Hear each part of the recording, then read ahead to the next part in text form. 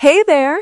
Ready to discover the awesome inner workings of your voice, swallow, and hearing?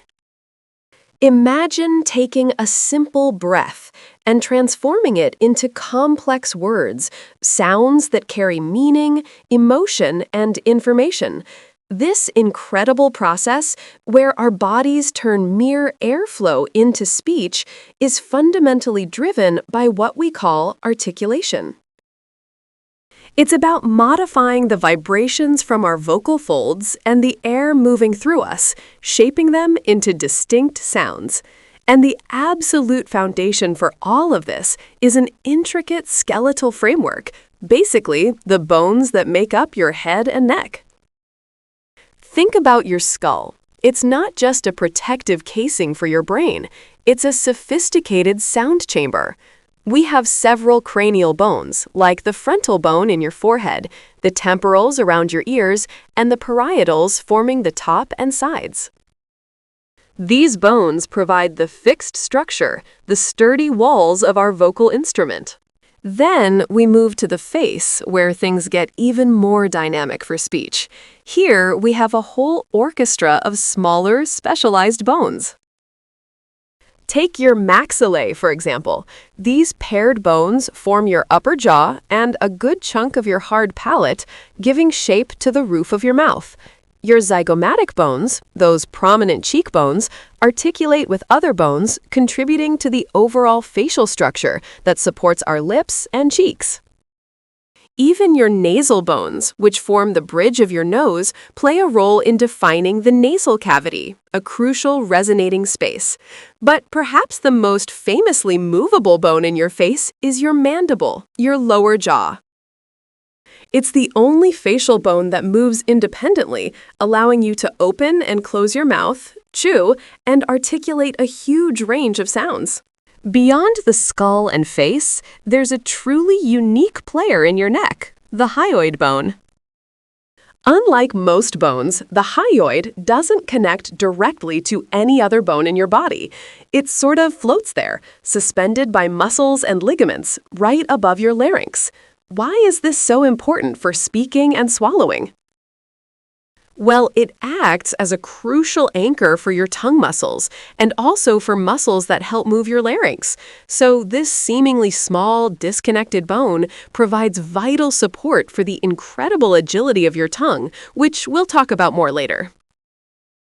Together, this elaborate skeletal framework, from the solid cranial vault to the movable jaw and the floating hyoid, provides the rigid and flexible scaffolding upon which all our speech muscles operate, allowing us to precisely modify airflow and create the rich tapestry of human language.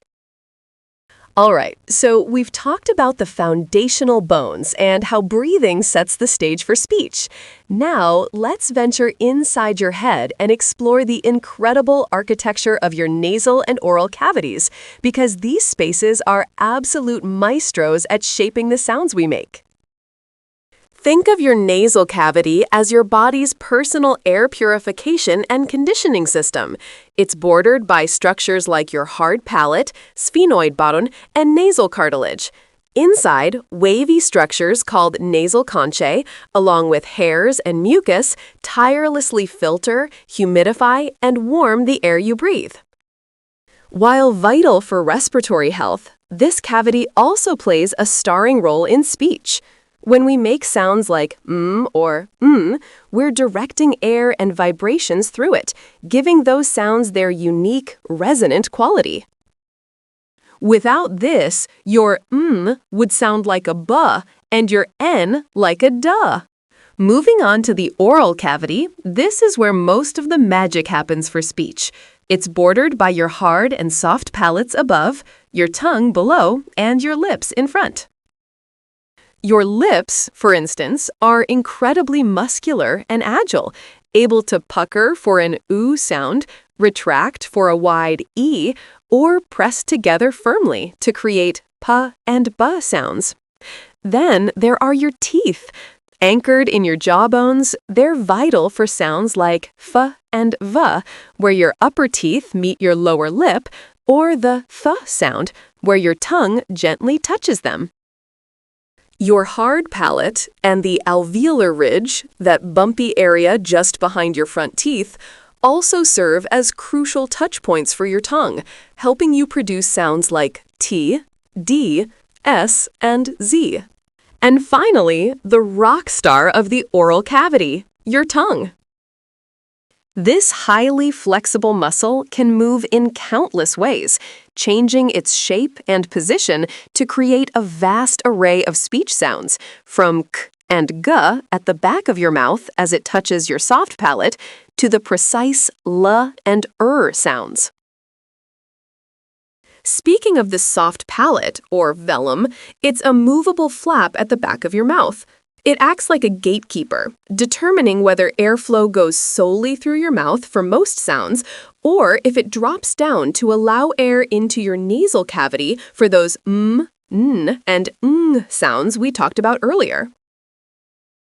This opening and closing mechanism is called the velopharyngeal port, and its precise control is absolutely critical for clear, intelligible speech. So, from your nose's filters to the tips of your teeth and the agile movements of your tongue, every part inside your head actively collaborates to turn simple breath into the rich tapestry of human language. All right, so we've talked about how we get air to vibrate, but how do those vibrations become the distinct sounds of speech? That's where our articulators come in. They're the star players in shaping sound. Think of them as the sculptors of your voice. We categorize them into two main groups: mobile, meaning they move, and immobile, meaning they generally stay put. Your key mobile articulators are quite familiar: your lips, that incredibly agile organ we call the tongue, and even the glottis, the space between your vocal folds, which vibrates to create voice. These are the dynamic elements, constantly shifting and reconfiguring. Then we have the immobile articulators, which provide a stable base for the mobile ones to interact with. These include the hard palate, the bony roof of your mouth, the alveolar ridge, that bumpy area right behind your upper front teeth, your teeth themselves, and the velum, or soft palate, the flexible, muscular back part of the roof of your mouth. Now, these mobile and immobile players don't just exist in isolation. They interact within the larger spaces of your head and throat. We're talking about your oral cavity, your mouth, and your pharyngeal cavity, which is your throat. The pharyngeal cavity has different sections: the nasopharynx behind your nose, the oropharynx behind your mouth, and the hypopharynx lower down near your voice box. How these spaces are shaped and connected is crucial. For instance, the soft palate, or velum, acts like a gatekeeper. When it's raised, it closes off the connection between your nasal cavity and your oral pharyngeal cavities. This is called closing the velopharyngeal port. Why is this important? For most speech sounds, we want the air to come out through our mouth. If that port isn't properly closed, your speech can sound nasal, which is great for m and n sounds, but not so much for a b or a d. Muscles like the levator veli palatini and the uvular muscle are constantly working to elevate and shorten that velum, ensuring precise control over airflow. It's this intricate dance between mobile articulators and these fixed structures within your cavities that allows us to produce the vast array of speech sounds. Take consonants, for example. We classify them by where they're made, their place of articulation. For sounds like pa and ba, your lips come together. Those are labial sounds. For th sounds, your tongue touches your teeth, dental. Move your tongue just behind your front teeth to the alveolar ridge for t, d, s, and z. Further back, your tongue might press against your hard palate for sh or ch sounds, making them palatal. And then, for ka and ga sounds, the back of your tongue touches your soft palate, or velum, creating velar sounds. Vowels, on the other hand, are produced without obstruction. Here, it's all about the shape of your oral cavity, which your tongue masterfully adjusts, combined with how much your mandible opens or closes your mouth. So, from the gentle touch of your lips to the complex movements of your tongue, every sound is a meticulously choreographed performance. Imagine for a moment the incredible orchestration happening inside your head every time you utter a word or take a bite of your favorite food. It's a symphony of muscles, each playing its part to allow us to communicate and nourish ourselves. Today, we're zooming in on the superstar muscles of your mouth and jaw, from those subtle twitches that express emotion to the powerful contractions that break down food. Let's start with the expressive and versatile muscles around your mouth, often called the orofacial muscles. Think about forming a kissing face or making an ooh sound. That precise puckering action is largely thanks to a muscle called the orbicularis oris, which encircles your mouth like a ring. It's a bit like the drawstring on a pouch, allowing you to round your lips for sounds like O or ooh, or bring them together tightly for sounds like B, P, and M. But your lips do so much more than just pucker. Want to smile? The levator anguli oris lifts the corners of your mouth. Feeling glum? The depressor anguli oris pulls them down. And those cheekbones that become prominent when you grin? The zygomatic major and minor muscles are working hard, not just to show your happiness, but also to help shape your mouth for certain sounds. Even the buccinator muscle, which helps hold your cheeks against your teeth, is important for controlling airflow and sound resonance. It prevents food from getting stuck in your cheek pouches while chewing and helps maintain the right pressure for speech. Now, let's bring in the heavy hitters, the muscles that move your entire jaw, or mandible. These are absolutely essential for chewing, allowing you to tear, grind, and crush food. When you bite down on something crunchy, you're primarily engaging your mandibular elevators. Muscles like the temporalis, masseter, and internal paragoid are powerhouse muscles that rapidly pull your jaw upwards, delivering considerable force. You can feel your temporalis if you place your fingers on your temples while you clench your teeth. Pretty cool, right? These aren't just for eating. They also help stabilize your jaw for precise speech articulation. Imagine trying to talk clearly with a floppy jaw. It would be a challenge. On the flip side, opening your mouth involves a different set of mandibular muscles, the depressors. Think about taking a big yawn, or simply dropping your jaw to say, ah.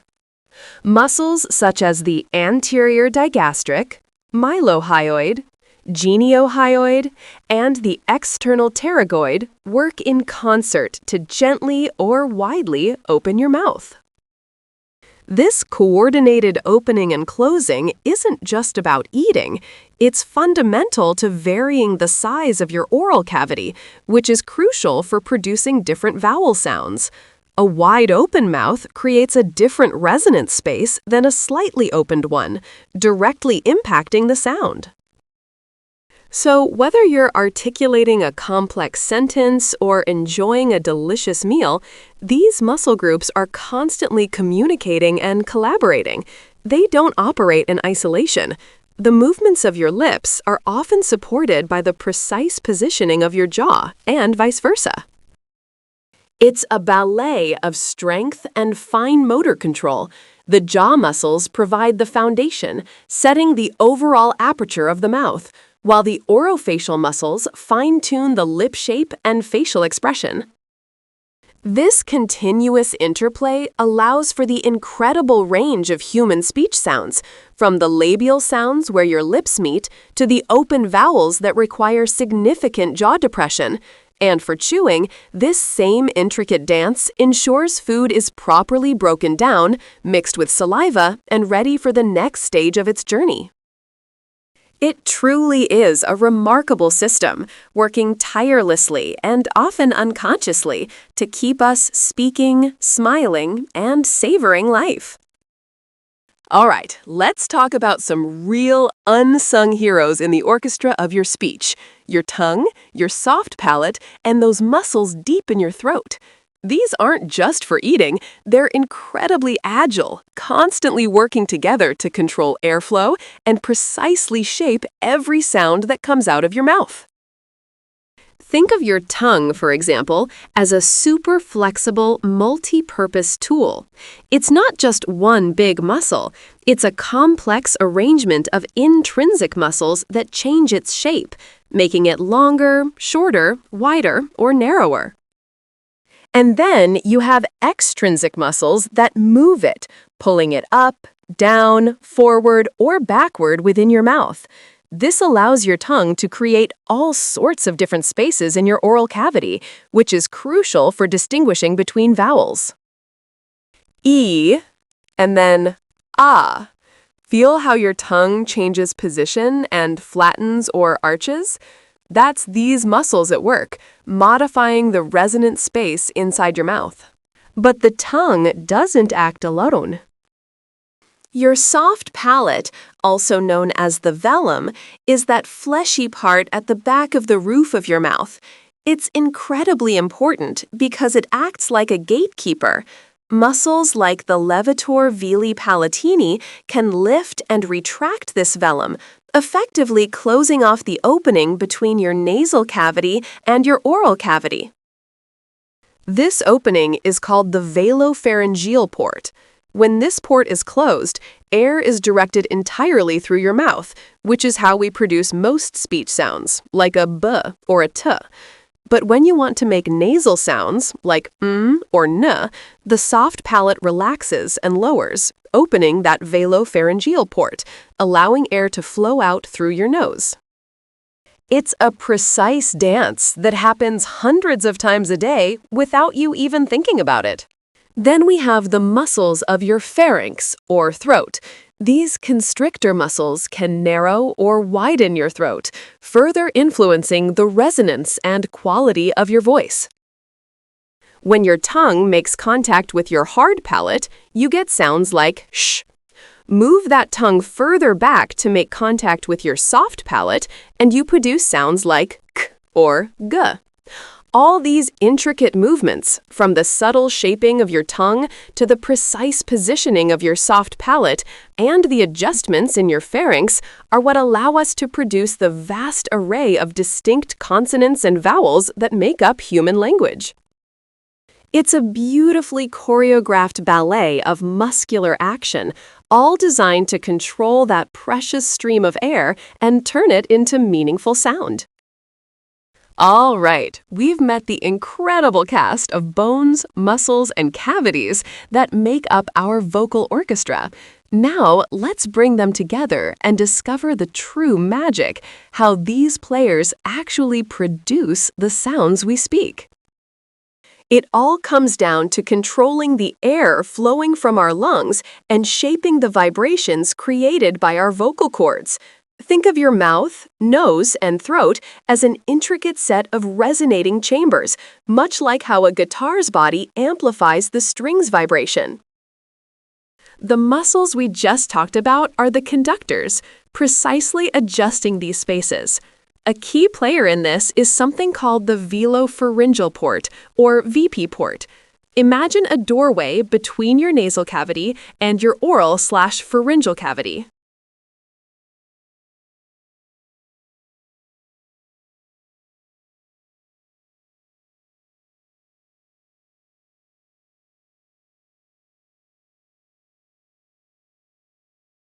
This doorway can be opened or closed. When you make nasal sounds like or this port opens up, allowing air and sound to resonate through your nose. But when you swallow, it slams shut to prevent food or drink from going up into your nasal passages, which would be quite unpleasant.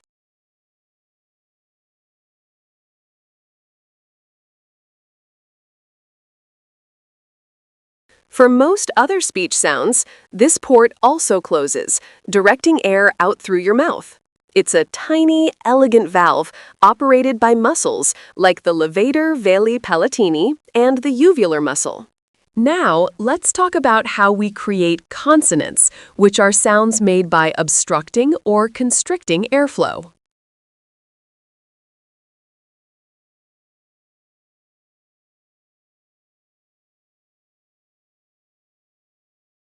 We categorize them based on three main factors. First, voicing. Do your vocal cords vibrate? Try saying b and then p. Feel the vibration in your throat for b? That's voiced. For p, there's no vibration, making it unvoiced. Second is place of articulation, where in your mouth or throat you make that obstruction. If you use both lips, like for p or b, those are labial sounds, powered by muscles like the orbicularis oris. If your tongue touches your teeth, like for th sounds, those are dental. Move your tongue just behind your upper front teeth to the bumpy ridge, and you're making alveolar sounds, like t, d, s, or z. Further back, your tongue might hit the hard palate for palatal sounds, like the sh in shoe. And finally, if your tongue touches your soft palate or velum, you're making velar sounds, like k or g. Your mandibular muscles, controlling your jaw, help position your teeth for these sounds. The third factor is manner of articulation, how you obstruct the airflow. For example, a stop, like p, completely blocks air briefly, then releases it. A fricative, like s, creates a narrow channel, causing turbulent, hissing air. It's a complex dance of precision. But what about vowels? Unlike consonants, vowels are produced without any significant obstruction of the airflow. Think about the open, flowing sound of ah or e. For vowels, the magic happens by subtly changing the shape of your oral cavity, altering its resonant space. Your tongue is the absolute superstar here. Its intrinsic muscles, which change its shape, and extrinsic muscles, which move it forward, backward, up, and down, precisely sculpt the space inside your mouth. Try saying e and then oo. Feel how your tongue changes position and how your lips round for the oo sound. That's your tongue muscles and lip muscles, primarily the orbicularis oris, at work. Your jaw also plays a crucial role. The degree to which your mouth is open or closed, controlled by your mandibular elevators and depressors, further refines the vowel sound. A wide open mouth for ah versus a slightly closed mouth for I dramatically changes the resonance. So whether you're forming a crisp consonant or a flowing vowel, every tiny movement of your lips, tongue, jaw, and soft palate contributes to the incredibly diverse palette of sounds that make up human speech. It's truly an amazing orchestra playing right inside your head. Okay, so we've just explored the incredible symphony of sounds your body can make. But now, let's shift gears completely. Beyond just sound, your mouth and throat are also central to another critical, often automatic, process: swallowing.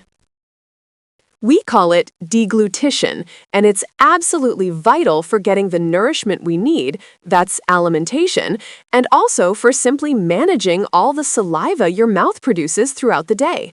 Think about it. Every time you chew your food, you're performing mastication, breaking it down and mixing it with saliva to create what's called a bolus, that perfect little package ready to slide down your throat. But swallowing isn't just a mechanical action. Long before that bolus ever reaches the back of your throat, your senses are doing a whole lot of work, constantly assessing and influencing the entire process. Taste, or gustation. The moment food hits your tongue, your taste buds kick in, sending signals that don't just tell you if it's sweet or salty, but also trigger salivation. This extra saliva is crucial for forming that bolus we just talked about, making it easier to swallow. And smell, olfaction, plays a huge role too. The aroma of freshly baked cookies, for instance, can make your mouth water and ramp up your desire to eat.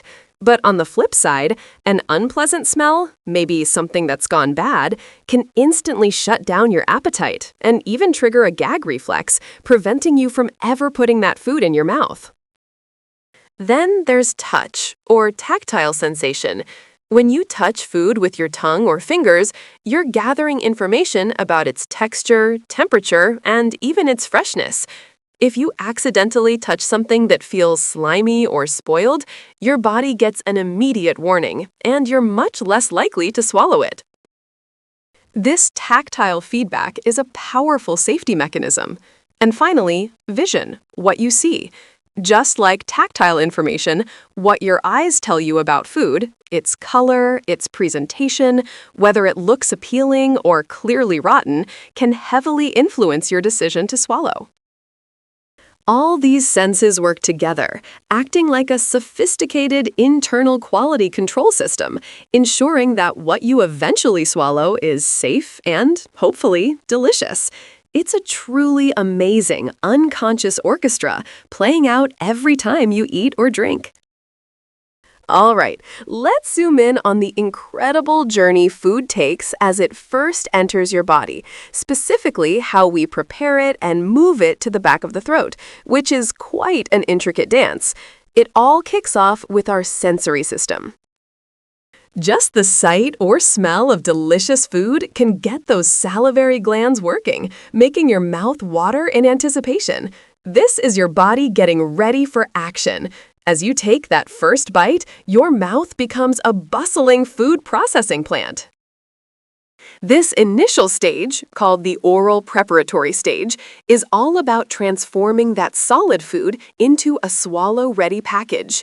Your teeth, anchored in your jaw, get to work with a mighty grind, assisted by powerful mandibular muscles like the temporalis and masseter that raise your jaw, and others like the digastric and mylohyoid that open it up.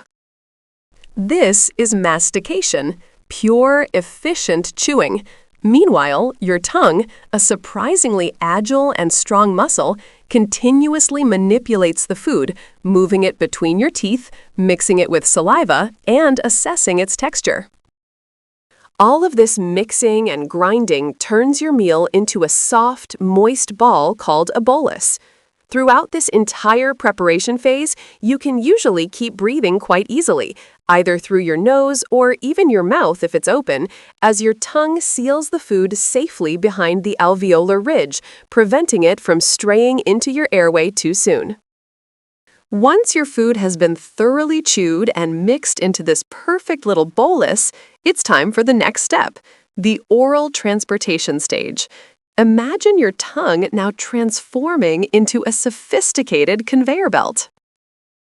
The front of your tongue elevates and presses against the hard palate, the bony roof of your mouth, creating a wave-like motion that squeezes and propels the bolus backward. At the same time, the back of your tongue retracts and lowers to make way for the bolus as it moves through the phaseal pillars, those archways you can see at the back of your mouth, and past the soft palate. This precise, coordinated movement directs the bolus toward the back of your throat, into what we call the oropharynx. This is a critical transition point. Just as the bolus passes a certain point, the body initiates a quick, protective action. Your soft palate, or velum, rapidly elevates to close off the nasal cavity, and your vocal folds at the top of your windpipe snap shut. Simultaneously, your breath momentarily holds.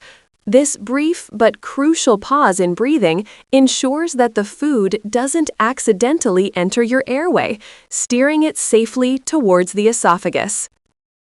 It's an incredibly fast, almost unconscious choreography that prevents choking and sets the stage for the next phase of swallowing. So, you've chewed your food, formed it into a neat little bolus, and it's at the back of your mouth. Now, things get incredibly protective. As that bolus reaches your pharynx, a series of rapid actions kicks in to ensure everything goes down the right pipe. Your brain triggers muscles to lift your entire voice box, or larynx, up and forward. Think of it like your throat doing a quick protective shrug. This movement creates more space for the food and, crucially, tucks your airway safely away under the epiglottis, preventing food from entering your lungs. Simultaneously, your vocal folds snap together tightly, sealing off your airway. And just as this maneuver happens, the cricopharyngeus muscle, acting like a gatekeeper at the top of your esophagus, relaxes and opens, providing a clear path for the food. Once that gateway opens, pharyngeal constrictor muscles contract in a wave-like motion, pushing the bolus downward into the esophagus. It's a quick, efficient handoff. As soon as the food clears the larynx and enters the esophagus, your larynx drops back down to its resting position, and you can breathe again. The bolus then begins its smooth ride down the esophagus, a muscular tube about 10 inches long. It doesn't just drop due to gravity. Instead, a process called peristalsis takes over. Imagine squeezing a tube of toothpaste from the bottom. Rhythmic muscle contractions propel the food all the way down to your stomach.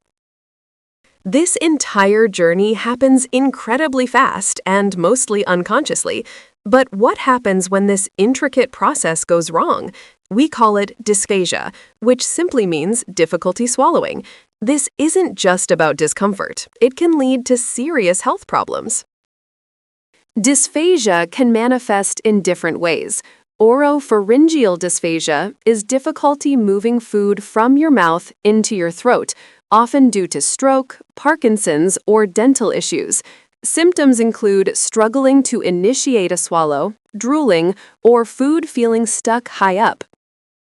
Esophageal dysphagia happens further down, when food has trouble moving through the esophagus itself, possibly due to a physical obstruction or muscle failure.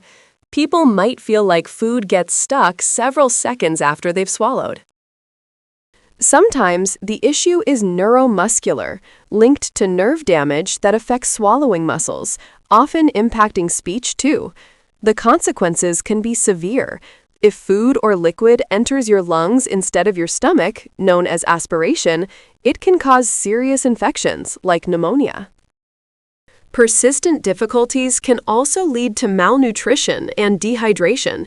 The good news is that dysphagia can often be managed. Treatments vary, including thickening liquids, surgical interventions, posture training, or motor exercises to strengthen swallowing muscles. It's truly incredible how many parts come together for something we usually take for granted.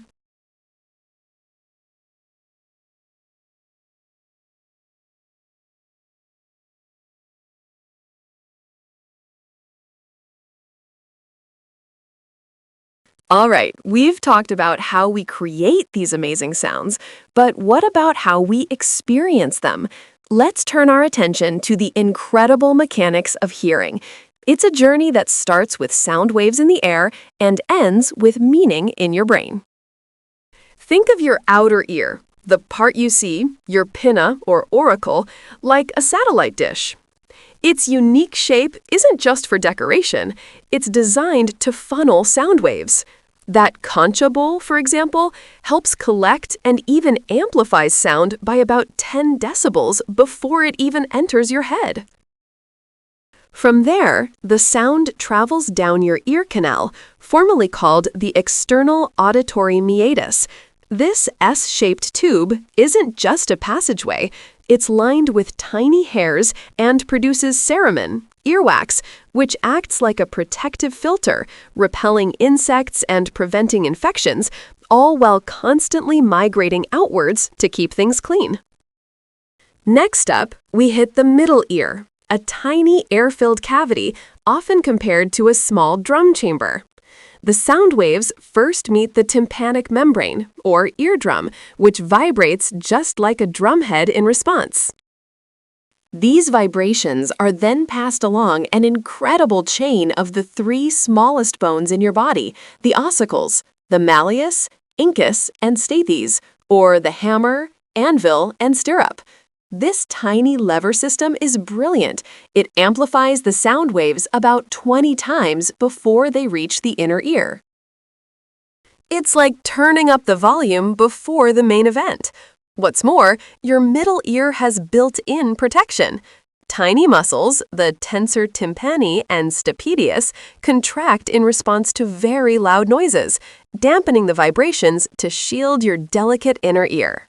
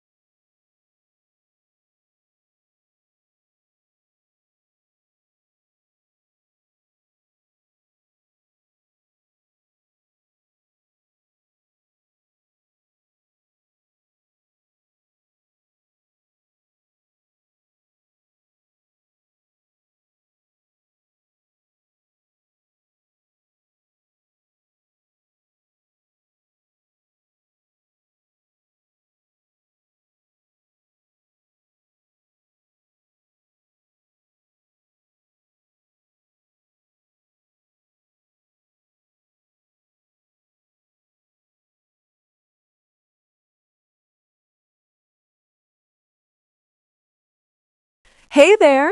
Ready to discover the awesome known as aspiration? Contract in response to very loud noises, dampening the vibrations to shield your delicate inner ear. The stapes, that last ossicle, pushes against a membrane called the oval window, setting the fluid inside your cochlea into motion. Imagine the cochlea as a tiny, snail-shaped shell filled with liquid. And that eustachian tube we mentioned earlier? It's crucial here, connecting your middle ear to your nasopharynx to equalize pressure, preventing your eardrum from feeling like it's about to pop when you change altitude. Now for the grand finale, the inner ear, often called the labyrinth due to its intricate structure. This is where the magic of converting mechanical vibrations into electrical signals happens. The stapes, that last ossicle, pushes against a membrane called the oval window, setting the fluid inside your cochlea into motion. Imagine the cochlea as a tiny, snail-shaped shell filled with liquid. Inside, there's a specialized structure called the organ of Corti, housing thousands of microscopic hair cells. When the fluid moves, these hair cells, with their delicate stereocilia, bend and sway. This bending action triggers a fascinating biochemical process. Potassium ions rush in, depolarizing the cell and generating an electrical impulse, an action potential. Different parts of the cochlea responded different frequencies, with the base sensing high pitches and the apex picking up low pitches, a process called tonotopic mapping. These electrical signals are then whisked away by the vestibulocochlear nerve, a cranial nerve dedicated to both hearing and balance, straight to your brainstem. Here, the signals are processed, with one key stop being the superior olive, which helps us localize sound by comparing input from both ears. From there, the information integrates further in the midbrain before finally reaching your primary auditory cortex in the temporal lobe, where those raw electrical signals are interpreted as the sounds you hear, understand, and react to. It's a truly incredible, complex symphony from air to interpretation.